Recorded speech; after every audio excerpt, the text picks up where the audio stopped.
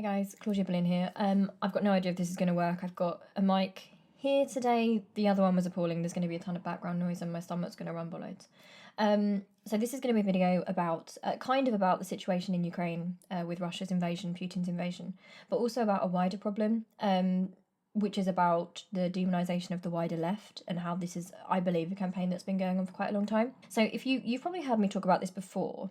In the Labour Party and on the left in general, there's been a big move, in my view, over the past couple of years to really villainise the left and turn people who are democratic socialists into in the eyes of like the general public, turning them into some sort of like radical, dangerous, crank set of people, which is really not fair because, of course, there are going to be there are people on the left, as in any group, that are going to be like no good at all. But, you know, there has been this move to kind of smear the whole group. So I've spoken about this before, I won't get into it here. There's someone called Heather Mendick who I follow, I really admire. She's in Hackney, and she is a Jewish woman, you've heard this before, who has been put through the complaints process and has been investigated for anti-Semitism. And this process, she's gone through, and it's not just that. It's a process of bullying as well. It's alienation. It's trying to make her lose her confidence. The intention being that if you're smeared enough and you have enough piled onto you, bear in mind this is a Jewish woman, so then having anti-Semitism used against you is a horrible, you know, in terms of psychology, like it's a very traumatic, almost emotionally abusive thing to do to somebody, which has been happening across the left. And I've seen a wider. What I've seen is that everything's kind of shifted. So our leader of the Labour Party is more central than left now.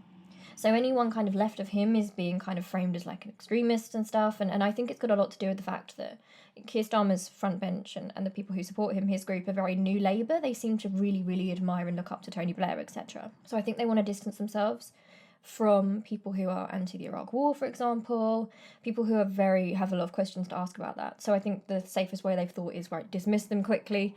They're radical, dangerous cranks. Dismiss the youth that liked Jeremy Corbyn. There was that comment, wasn't there? I think it was Rachel Reeves saying that it's good that thousands of people left Labour, the ones that joined with Jeremy Corbyn, because they were anti-Semitic. All of them. Like the thousands of people, the many thousands of people joining for anti-Semitism, which isn't true. And again, it's not a denial of individuals that do that.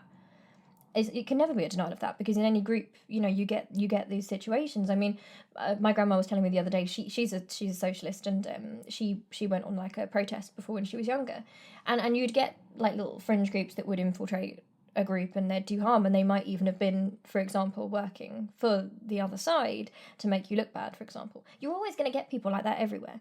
The problem is that there seems to be this idea from centrists and the kind of mid-left that in order to save themselves somehow, like they have to frame everyone left of them as dangerous, radical loonies.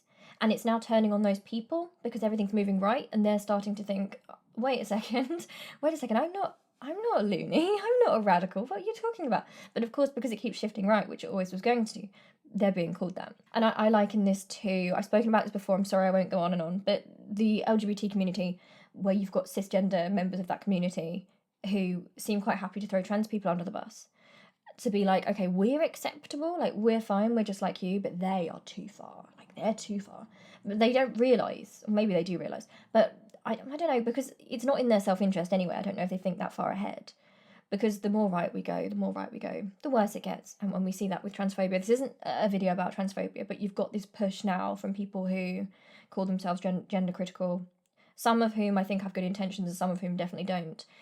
There's this, it's kind of flipped into this situation where they kind of are after more rigid gender roles, gender presentation. It's almost a policing of that kind of thing, which has kind of gone the other way. This isn't the video for that, but I'm seeing that on the left a lot. So an example that I can think of is Owen Jones, for example. So I like Owen Jones. I've met Owen before. So a while ago, before COVID, I was asked to do an interview with him and some other people for The Guardian about bisexuality. On a personal level, what I can say from my time with him is that he was very generous, very kind, a very warm sort of person. I don't travel on my own because I'm disabled, so my brother came as, you know, sort of like almost a carer kind of thing. And he was very, very kind and good about that. You know, I don't doubt at all that he's a good person. But I did notice over the past couple of years, I have noticed the kind of left Guardian bubble maybe were thinking they were doing the right thing, perhaps, thinking that they could preserve some of the left by kind of appeasing those on the right and the centre by saying, okay, we'll get rid of these ones, they're too radical, but not us. I think it kind of spiralled out of control from there.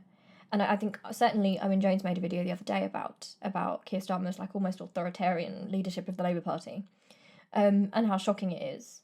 And it is really shocking. But people like Heather were calling this out a long time ago, and we should really have noticed, you know, we should really have paid attention to that. It's obviously quite complicated, especially if you're not Jewish, because you can't deny that anti-Semitism exists and that it exists in the party, which it did. But you certainly, you know, it's certainly being used against Jewish people and against the wider left. This narrative is kind of being spun, which I think doesn't actually help anyone in that equation whatsoever. I always tend to think that when liberals and progressives, fake progressives, use that sort of progressive language, but they don't live it, when they just use it and they kind of use it to get through things that are quite dodgy. I mean, you see this with President Biden. It actually does, it makes things so complicated, because then the people from the actual minority group themselves, if there's discussion or debate amongst them, they end up then being policed by it, and you're not only dealing with the thing you're dealing with, but also people who have assigned themselves like the liberal guardians of like what is the right thing to do, kind of policing that. So that's why I don't think it's right that this isn't about that, but that's the kind of vibe. And it's a very modern problem in politics, where you see people covering what they're doing in kind of elements of truth, like elements of things that you would get on board with. I see this a lot when it comes to transphobia, because it often starts from a very seductive place that I even agree with, which is women don't feel safe. It's true. We're not safe. That is true, and that is appealing, and that is correct. But then it takes that genuine feeling and that emotion, and then it kind of uses it to somehow attack trans women most of the time, when the majority of the problem is obviously cis men. Not all cis men, of course, but it's not trans women doing that, is it? It's almost like a paranoia about cis men somehow reflects on trans women, because people think that trans women are cis men, but they're not. I mean, with Biden, for example, I mean, Donald Trump was openly a creep, right? Donald Trump was weird. He had said all that awful stuff, you know, awful guy. But then what happens is, when you've got this kind of like, this very two-dimensional black and white worldview, people want to be in a set, right? People want to be in a gang, and I understand that. In some ways it can be a really good thing when it comes to like identity, when it comes to oppression, you know, that can be really good, because you're learning to embrace yourself and talk to people like you. Where it becomes difficult, when it becomes a team sport here, is that you end up having someone like Biden, for example, in America, let's use America, as presenting himself as progressive, right? So when he is enforcing reparations, money, he's taking money, compensation for 9/11 from the normal people of Afghanistan, right? This is going to really hurt them, as if they weren't already hurt enough. You know, they had nothing to do with it. They had nothing to do with that. It's not their crime to pay for. But because he's saying that, you then get, when people criticise Joe Biden, you get this immediate, oh, so you're pro-Trump, are you? You're pro-Trump. Oh, you're anti-progressive. He's progressive. And if you try to say, I know where you're coming from, but look at what he's actually doing, forget the name of his party, forget the colour that he's wearing, what's the man saying?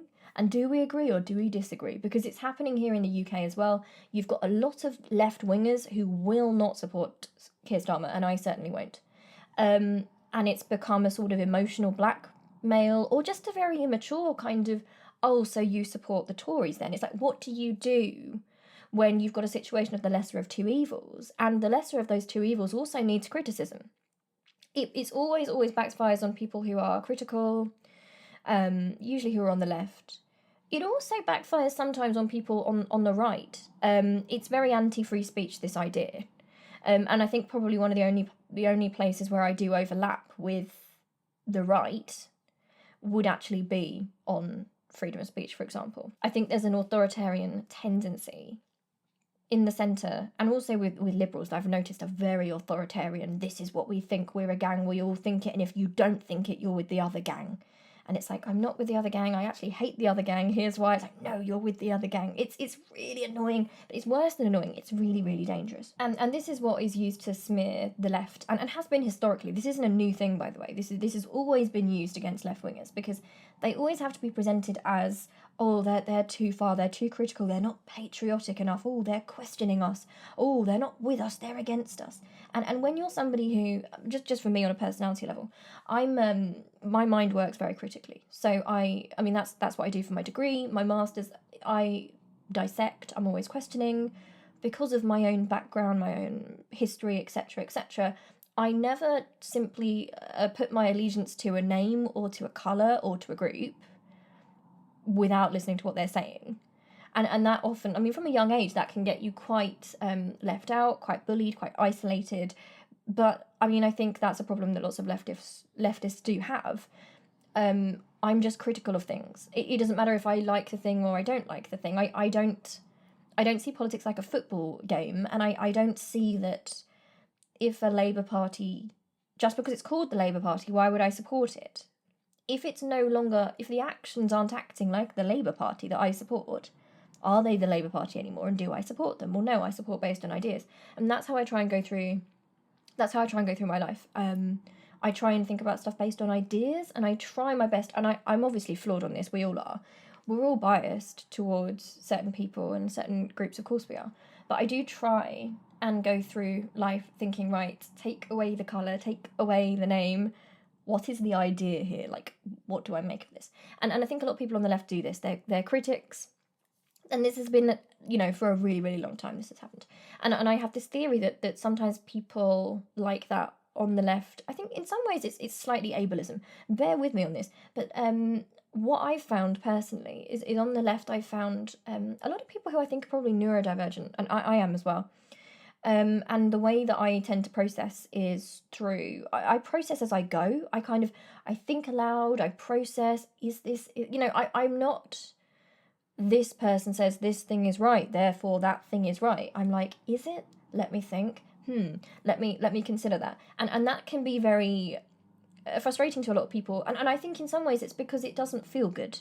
It doesn't feel good, and it can feel helpless, especially in a situation where we're in a two-party system. It can feel really, really depressing to think, well, if the one I thought was good is actually only kind of good in comparison to the bad one, but they're not actually good, what do we do? And I think that scares a lot of people. It doesn't really scare me. I've got no, I'm not afraid of authority figures, and I've never really felt like, I've said this before, Dan and I, our worldview, because of situations growing up, and etc., etc., I never just, authority doesn't really mean anything to me. Like, I would show equal respect to anybody, and just because someone who's an authority, would say something, I'm saying this wrong, please don't use this to do, the anti-science thing. Like, in terms of someone's an expert in their field, you would listen to them because of the information.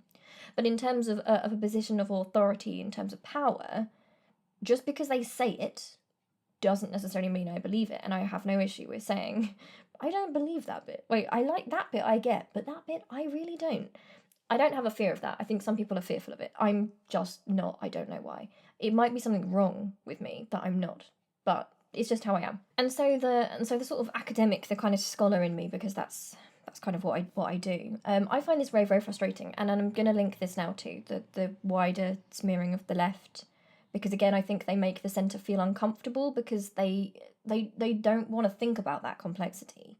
It feels traitorous. We already are in a country, well, in Britain, we're already in a place where you're expected to be patriotic to a certain degree. I mean, think about the poppies you wear on Remembrance Day. Like, if you don't wear a poppy, or you wear a white poppy on the news or something, all hell breaks loose. People are very afraid. The fear of being alienated stops a lot of people from speaking, and I wish it didn't. And this is where I think I vary. I do differ from some other people on the left in the way I think about these things, because I do sometimes find that some on the left, not specifically the left, by the way, this is all across the board, but I do find that some people are slightly too authoritarian with, don't engage with this view, don't engage with this person, we don't engage with this group, etc., etc. I don't necessarily agree with that. Just as a personal thing, like, I don't, there are levels, it depends on each circumstance, by the way. Obviously, hate speech, stuff like that is not acceptable. But then in terms of, I don't know, I think debate's good. I think debate's very good. No one should be expected to just debate at whim, of course. But, I'd never have seen a problem with that.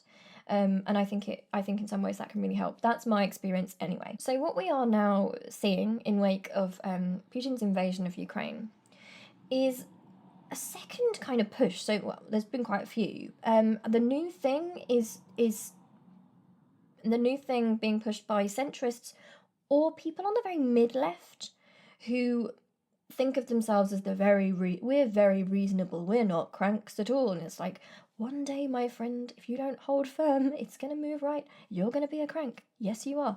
But it's been the idea that people on the left are pro-Putin. And I think I can kind of see where this comes from a different mindset, because I do try and think, how do other people see this? What are they interpreting? And I'm also aware that I am neurodiverse, so the way I think about things might not be the same way, and the way I express might not be the same way other people do. So I do try and be patient and think about that and think, okay. But yeah, I'm seeing this really awful, ridiculous idea that people on the left who are critical of NATO are critical of NATO because they are pro-Putin. And I really have to say, I think it's really, really transparent. I think it's awful because, first of all, for example, people who are critical of NATO, I'm very critical of NATO, I'm actually anti-NATO. But this has nothing to do with Putin. This is tying up two issues to try and make things black and white and conveniently get rid of any dissent on the left, the pesky left. I don't agree with military alliances. I don't want NATO expanding. I don't think that anyone has a right to tell Ukraine whether or not they can be part of NATO, of course. But just my personal view is that I want disarmament. Like, I don't agree with that. My personal worldview on this is that I think it causes more trouble, because it's almost like it's a special club that keeps you safe. And in order to be part of the club, you've got to be Western, blonde hair, blue eyes, European. I'm not saying that about Ukrainians, by the way. I know there's a lot of people of colour in Ukraine, but quite a few commentators themselves have come out and said worrying things like that, exposing a lot of racism about why it's so extra awful that this is happening in Ukraine. It's not extra awful that it's happening in Ukraine, it's awful that it's happening in Ukraine, but this is also happening in Palestine, Yemen. But generally the idea of the world being split, like the Cold War era, into we're the Western countries, we're not, we're a nuclear, you'd be part of our group, we're nuclear armed, we're the big guys, we'll protect you, It to me, it just doesn't seem good. I mean, I'm obviously very, very against nuclear weapons anyway. I feel like there's been so many people recently really pushing like it's an option that can actually be gone down, like the nuclear weapon option, like as if we should wave the threat at Putin. Oh, you're back, good. I thought I'd lost you there, but I didn't. I just can't understand it, because I mean, if you think about for example, think about Hiroshima and Nagasaki in the Second World War, towards the end of the Second World War. I don't know if people are necessarily aware of the harm that nuclear weapons do and what they actually do to people. I won't get into the graphic details here because it's very unpleasant. But we are looking at a weapon that can take out a mass number of innocent people and kill them in terrible, terrible ways, with different radiuses, depending on how close you are. This is something that destroys cities. It reduces human beings to carbon, I believe. I'm not really good at science. You just disappear if you're lucky enough to be in the blast radius, and if you're not, you can be terribly burned, you can get radiation poisoning. I mean, it's awful. And when we look back at that, it still horrifies me to think about it. And the fact that we are here in 2022 and we haven't decided as a society that we don't want that to happen, even against our enemies, because there will always be civilians. There's always going to be civilians. I mean, in Russia right now, for example, I'm sure you already know this, I'm preaching to the choir here. There are so many people in Russia, so many people who are protesting against Putin's actions. And even the ones who aren't, they don't deserve to be obliterated and tortured like that. And why should it be that the rich countries, the big countries, decide, we've got the weapons, you can have a weapon, you can't have a weapon, and it creates the sense of sharks and jets, like from West Side Story, doesn't it? So that's why I'm critical of NATO. I don't believe in it. It feels like a gang. It feels like in America the gun laws. It's that debate, isn't it? It's, well, they've got guns, so we need guns to protect ourselves. But it actually just ends up in more and more people getting hurt, more and more people getting shot. And I understand the other perspective, by the way. I mean, there are some people who are just odious and who seem to be getting excited about the idea of using nuclear weapons, and there's no hope for them at all. But, I can see that there are other people, for example, friends of mine, people differ on this. What we have in common, I hope, those of us that, that do have that in common, is that we don't want nuclear war.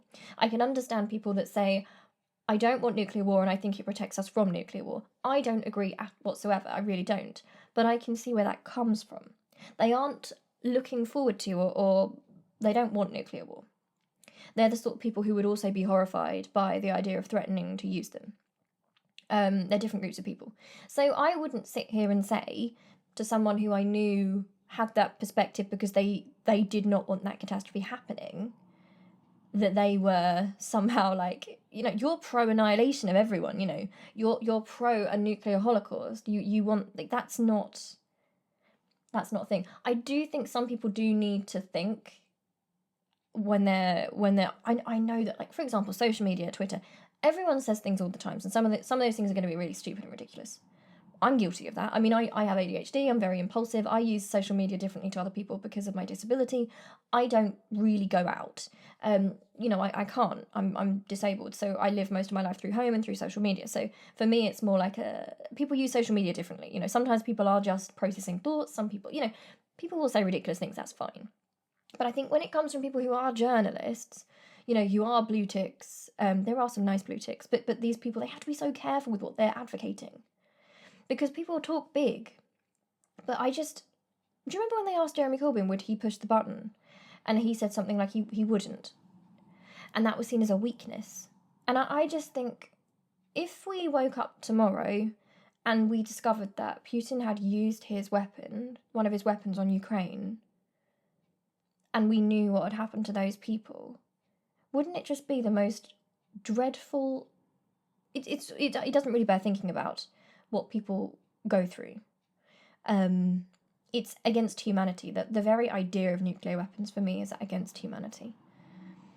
If it kills civilians, then it's not for me. And I'm not a pacifist, by the way. I'm not a pacifist. I wish I was a pacifist. I probably should be. I'm a Christian.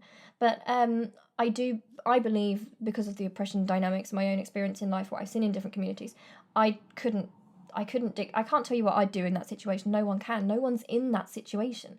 For example, in Palestine, in Ukraine, I couldn't tell a Palestinian or a Ukrainian what they could and couldn't do. Like, should they fight back? Should they not? Like, it's their lives, it's their homes. I don't have the right to do that. I don't know what I'd do in that situation. I don't have a right to judge, and I do think that the oppressed will always have a right to fight back against their oppressor. I do believe in that. That's not actually anti-biblical, by the way. The Bible says a lot of... this isn't about Christianity, by the way, and you're welcome if you're not religious, by the way. I'm not, trying to push my religion on you. But, I mean, my position isn't... And by the way, there are many, many lovely, brilliant pacifists. I'm saying that like they're majority bad. They're mostly... It comes from a very good and noble place, and I really admire it. That there is a long tradition as well in the left, let's not forget, of pacifism. We've got groups that are pacifist, we've got peace groups, we've got anti-imperialists, we've got pro-disarmament, pro-peace. We've got this proud history on the left of all different groups, and we might kind of diverge on different issues, but there's an essential solidarity between these groups. I really think it's dangerous and quite frightening that at this time, people are choosing to aim left at pro-peace groups like Stop the War. And I can understand disagreeing with them. I'm not saying you can't say I disagree with this way of doing things because I think this. But to imply that it's some way pro-Putin is too simplistic, and it's actually dangerous. Just be honest. I don't understand why people can't just be honest. Just be honest and say, I understand why you're saying this, but I think you are naive. I think this won't work. This is why I think this won't work. However, I do acknowledge you're not evil and you're certainly not a Putin spy. But people don't do that. This is going all over the place, by the way. I have no idea if this is making sense. So there was, for example, George Monbiot. I'm so sorry, George, I always get his name wrong. And he sometimes writes really great things, I do respect him in a lot of ways. But something that I've noticed with him, as with other kind of Guardian columnists, is they like to play the reasonable left and anyone left of me is a crank kind of thing. And it's not that I disagree with him. It's not that I disagree with him that there are people on the left, as with any group, that are unhelpful. But it's the fact that in this situation, that's being pointed out as the danger. Anti-imperialism being put in quotation marks, as if, you know, I remember the original version of his article, which you might have seen, had like a communist sign. The Guardian was posting like communist stuff, implying that Putin was like, come on, this is not good or responsible journalism. And I don't think it is either responsible for people to make vague implications that impact the wider left, because we've got a situation where we are seeing anyone who is pro-peace, pro-stop the war, disarmament, it doesn't matter what their perspective is, people are going around calling them traitors. People are saying, oh, you're not with us, you know, you're not patriotic. We've got Zara Sultana, who is on the receiving end of death threats. You know, I can deal with stuff because, I mean, I've been online for a long time. I know what it's like. I was around during the big feminist time a while ago, so I used to get the most awful stuff happening. And I'm kind of all right with it now. You know, it's I came through it stronger, and I think it was actually quite good for me. But what I will say is we have to be very careful, because who are we aiming this at? Who do you think is being singled out as being a traitor, not being British enough?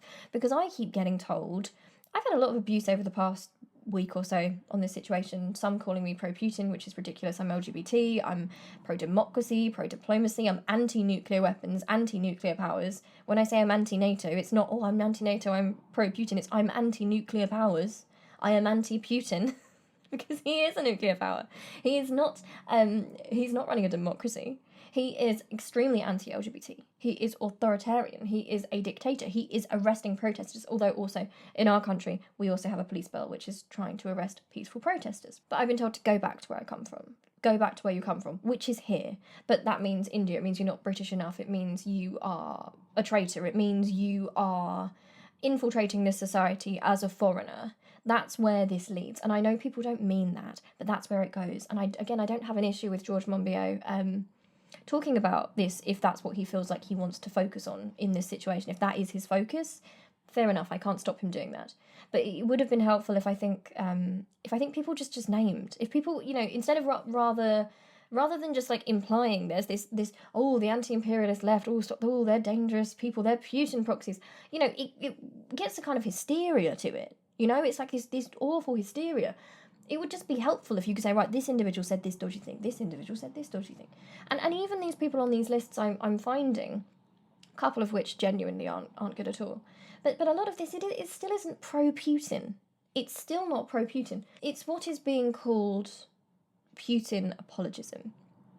I've been accused of Putin apologism as well, which is ridiculous because, I mean, think. Sorry, this is all over the place, but I mean, remember, I think it was 2014. Do you remember the 2014 Winter Olympics? Do you remember, back then in those days, before COVID, when at the Winter Olympics in Sochi, there were people here on the left who were very, very, very angry, and they protested, they thought we needed to take a stand against the anti-LGBT legislation in Russia. And that was the left doing that. So that was the left very early on. And it was everyone else who seemed to be saying, oh, you just need to get on with it. Oh, you're a snowflake. Oh, it was that. It was patronising. And for those very same people who so early on were anti-Putin, to then be called pro-Putin now, when at the time we were completely ostracised for it, like we were cranks back then, that's all changed suddenly. And I think maybe in some ways we are more able to, or we talk more about the nuance and we might criticise NATO more, is because I guess we have an understanding that we've been against Putin for so long that it's kind of unsaid. And maybe that's on us. Like maybe I should probably be more, you know, if someone just came to my content out of nowhere and I'm sitting here talking about why I don't agree with NATO, they might think I was pro-Putin. I'm not. It's because I've got a long history of being anti-Putin. I mean, that's like that's like a given. It's like if I complain about Biden, it's because I think you guys know that I have a long history of despising Trump, you know? I don't know. You know, it's also it's very frustrating as well, being accused of both siding an issue. When this is, remember, the left have been for a very, very long time. For example, we've been very much smeared on the left for being supportive of the people of Palestine who are under occupation.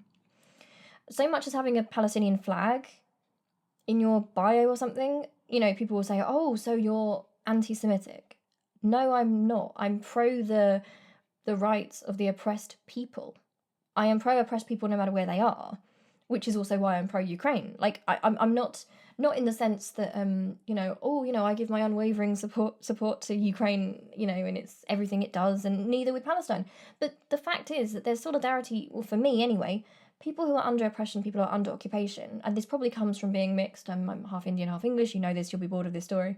One of my grandmothers grew up in partition in the Punjab. So I'm instinctively very much on the side of the person who is invaded, who is conquered, who is... when occupation's implied, I'm automatically on the side of the Ukrainians because they are being invaded by a military power. By a bigger military power. They are being bullied. That is essentially what it is, isn't it? That is essentially oppression.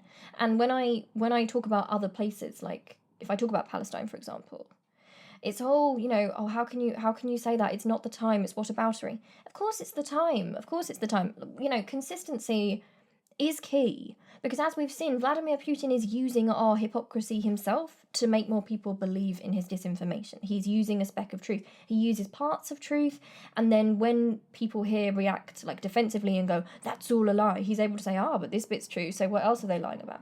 And that's also why I think we should call out the hypocrisy here in the West, because it gives him less power to be able to do that. It's like when Nigel Farage, for example, he's trying to rally people towards UKIP, etc., and to be against like refugees and foreigners. He's very xenophobic. He starts from a nugget of truth, which is we are struggling in this country. There's a lot of people in austerity. There's a lot of people who are struggling.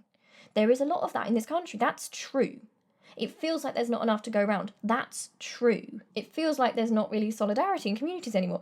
That's true. That part's true. That's not me being pro Nigel Farage. I'm showing you how, in my view, he uses that and then he takes it and he goes, right, okay, so because all this emotion that you feel, that feeling, it's because of immigrants. That's what it is. It's because of Europe and it's because of immigrants, which sets people against each other. But the initial point is correct. I'm getting off topic, I'll get back to that in a second. But, the idea with Palestine, we wanted a boycott, divestment and sanctions. So a peaceful boycott of Israeli goods, so that, in solidarity with the Palestinians, because it's non-violent, and it also... But people said even now, they will say, oh no, you can't do that. You can't do that, it's wrong to do that. And these very same people are now saying, we're not being hard enough on Russia with the sanctions. It's like they're seeing it happen to Western people in Ukraine. Keir Starmer himself said, we can't let this happen in a Western European democracy. It's like, wait, no, we can't let this happen anywhere. Our solidarity should always be with the oppressed. It doesn't matter who our allies are or not. And it makes me wonder genuinely, if it wasn't Russia invading Ukraine, right, if it was one of our allies, if the US were doing it, how would we be, I'm not saying that, Putin's right. He's not right. He's wrong. But I don't think we are on the right side for the right reasons. Does that make sense? I hope that makes sense. I know that I ramble a lot. But this idea, this charge of being, a Putin apologist. And to me, I'm a critical thinker. I'm an amateur historian sort of thing. English literature degree. I'm doing my creative writing masters. Analysing is what I love to do. I don't think... thinking about wider context is apologism, really. So, for example, to be completely clear in this situation, Vladimir Putin is the villain. He's in the wrong. He is using military power to invade another country. Civilians are being killed, civilians are being bombed, they're turning off electricity, you've got apartment buildings being taken down. I saw it on the news yesterday and I got really upset. It is very upsetting, and it reminded me a lot of what I see going on in Palestine every day. It's awful. It's absolutely awful, and and there's no excuse. There's no excuse to, and that's my position. I'm not against military intervention, but it depends what it's for and if it's absolutely a last resort. And this is not something that I support. There's also this idea that apparently the left have to be supportive of Russia and Putin because of communism or something. It's like, Putin's not a communist. Putin is an anti-communist. And also there aren't that many communists in the left anyway. But even if they were, they wouldn't be pro-Putin. Jeremy Corbyn isn't a communist either. Jeremy Corbyn is a democratic socialist who's very opposed to Putin. There's this weird idea, again, like the Guardian article. The Guardian was doing this, associating Putin with communism somehow. It's like, oh no, the nasty, dreadful, communist, dangerous people like Putin. Putin isn't a communist, he's an anti-communist. There's only so many times I feel like I can say that before I go completely nuts. It doesn't matter how many times you say that to people. They don't they don't listen. And he's not a communist. But if we look at, like, in terms of looking at context, like, I don't think it's being an apologist to look at context. Because, for example, history, let's go to my specialist subject. Let's go to Henry VIII, let's go to the Tudors, which is a really big specialist subject of mine. Like, I have, like, an insane interest in this specific period of history. Although if you ask me anything from any other period of history, I'll just be blank. It's this specific time.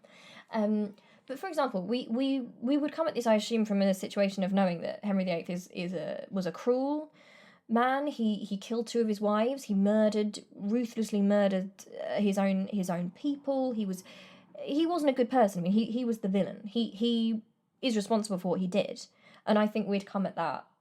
I think we'd probably come at that with that knowledge, But what we'd also do, as a historian, what you'd look at is, okay, so the context around it. So what might have made Henry VIII act in those ways? Now, he's responsible for his actions, he's the villain, but looking at context so we can learn, this is just, this basic stuff. So what might we look at in that situation? This isn't a history lesson, but right, the divine right of kings. So he genuinely would have thought that he was chosen by God, for sure. There was a jousting accident and a bad head injury, which might have slightly changed his personality. He had a terrible wound on his leg, which they used to try and treat by putting gold in the wound, so he was in a lot of agony all the time. There was a great amount of, like, feuding between, like, you got France, the Holy Roman Empire, all these different places. You've got the Catholics up in the north who are kind of going behind, who are supporting Robert Aske, for example, who kind of try and do, like, a rebellion, a revolution. He would legitimately have been paranoid. I don't even know if it is paranoia, if genuinely as a king people could take you out. He did have advisors who might have led him the wrong way. It doesn't excuse him. We're looking at the cultural context and where he came from. Even in history, you'd look at, for example, like his backstory with, losing his mother, growing up with his sisters. He wasn't trained to be king. He ended up as king. He wasn't really ready for it. There's a lot of stuff you'd look into, and none of that, as an Anne Boleyn devotee, would absolve him of any of his crimes. It's just what you'd look at. So I think what I'm seeing is this real pushback, which actually, in my view, only serves to help Putin more and people like him, which is that you can't discuss the context of what Putin's doing. And to me, that's not helpful, because we need to look at what he's saying to people, what he's using, because there's a disinformation campaign coming from Putin. I saw him on the news the other day, and he was talking about He was talking. He was like a moment's silence for, like, the Russians. There's no acknowledgement. His position is that they are going into Ukraine to free the Ukrainians from Nazis, and this is what I mean. Like, it's to discuss that, in my view, is actually helpful. It's not. So when he makes these claims, like, so when he says, right, Nazis, rather than us go, no, there's no Nazis, there's nothing there, right, and he's able to say, right, well, there are, therefore I'm right. Imagine if we were able to say, there are a faction in Ukraine, there's a far right in lots of countries, and, there is a battalion, but they are not the majority of the people. You are hurting civilians, and you have absolutely no right to invade this country, right? Imagine if we said that. He loses some of his power to say, oh, they're all against us, they're against us, they support Nazis. That he loses that if we can do that. Same with the hypocrisy stuff.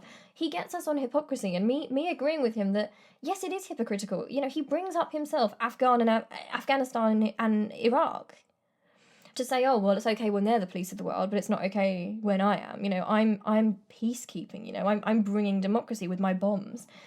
He's correct about that. Now, he's only correct in the sense that, yes, it's evil when we did it, and it's evil when he does it. It's all wrong. And let's talk about the NATO expansion. So the NATO expansion is not the reason why he's doing this. It's probably a factor. So it's not the main reason why he's doing this. And I saw, so there are a lot of really good people online who really do mean well, and I do try and think to myself, where are they coming from? And if it comes from a good place, then I think, you know what, it comes from a good place, so it's fine. And often, I hope people would pay me the same courtesy as well, because I'm sure I must come out with some really bad takes all the time. You might think this is a terrible take, but I hope you get that it's coming from a good place. But there was someone there who was saying about the imaginary NATO expansion. They literally said it was imaginary, it wasn't real.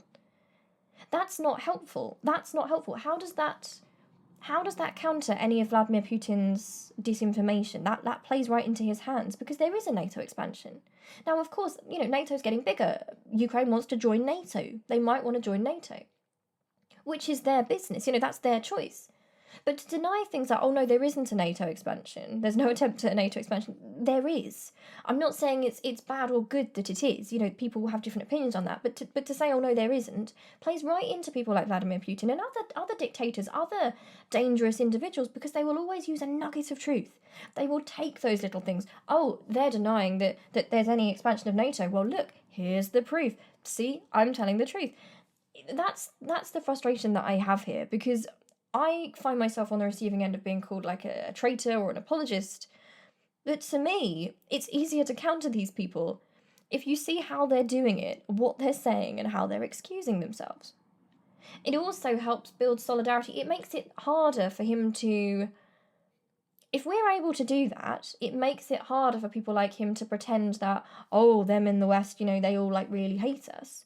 I must admit, our leaders have done really shameful things. There is a lot of hypocrisy in what we're doing. For example, if you look at what's going on in Yemen, our bombs, we are supplying with bombs.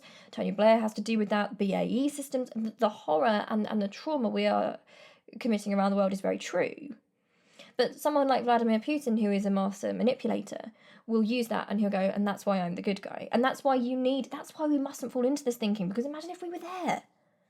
So what if it's us, we're against the Nazis, and NATO, they're doing all this awful stuff around the world. Now, we would hope that there are people there, and there are lots of people there, with the nuance to say, well, okay, there's a bit of truth to that bit, however, that doesn't justify doing this to all these people. We would hope for that, right? That's what we need. I mean, if you think about the big horrors in history, I mean, let's talk about, on a history level, the context. The context behind the rise of Nazism in Germany in the 30s, in the 20s and the 30s, which I studied for a novel which I ended up not writing because I wasn't best placed for it all.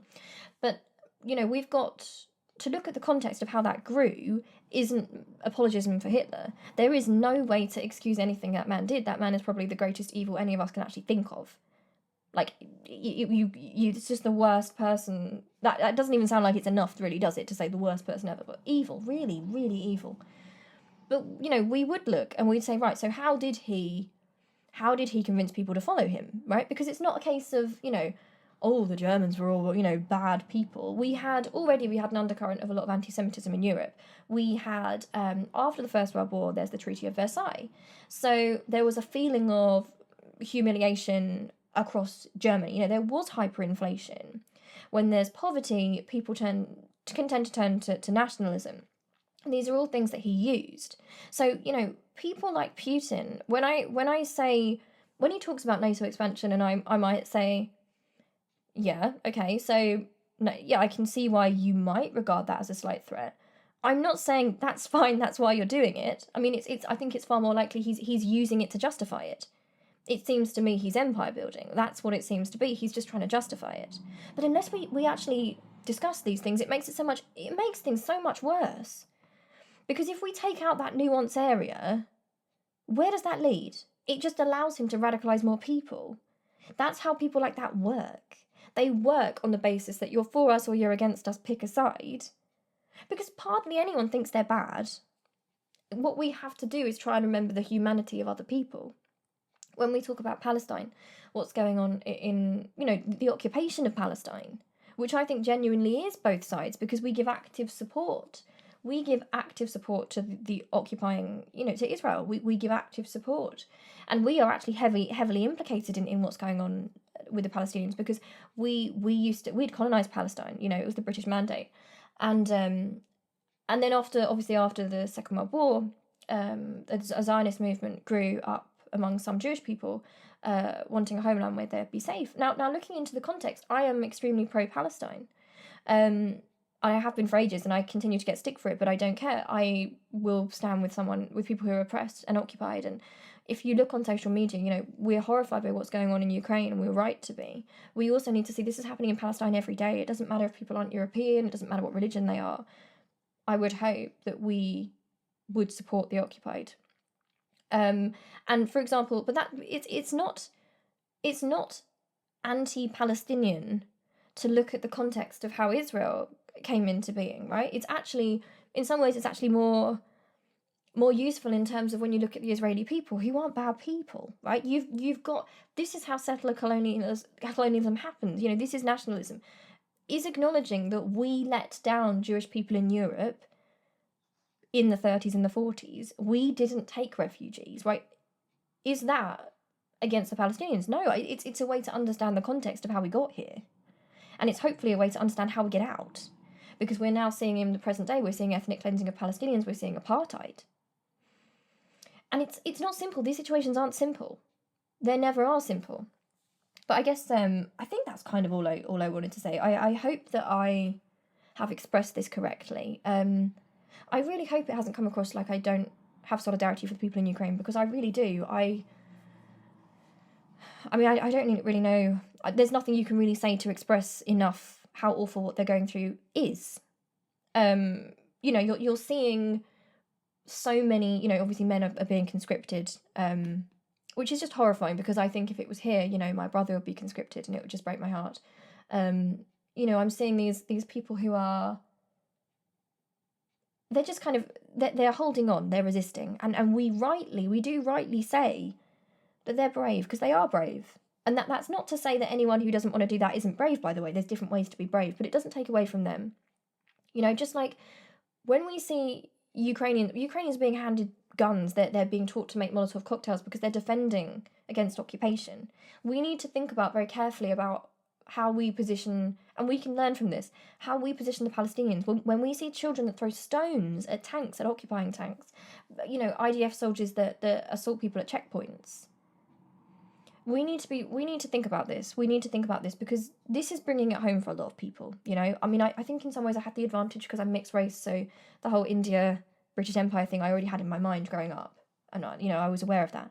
But if people can use, it's not a case of don't care about Ukraine so much, care about these other places. It's a case of saying, yes, this is how it feels. Think about how we feel for the Ukrainians.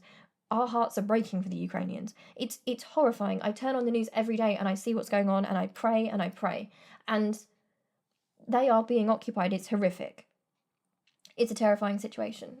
And I really, really hope we can, and I just hope we can use that feeling, that immediate feeling. And it is distressing, you know. I'm mixed race, I'm white passing, but to think that, you know, a lot of people reacting to this are reacting like it's suddenly immediate. It's suddenly making them, it's getting their hearts, because they're thinking this could be us.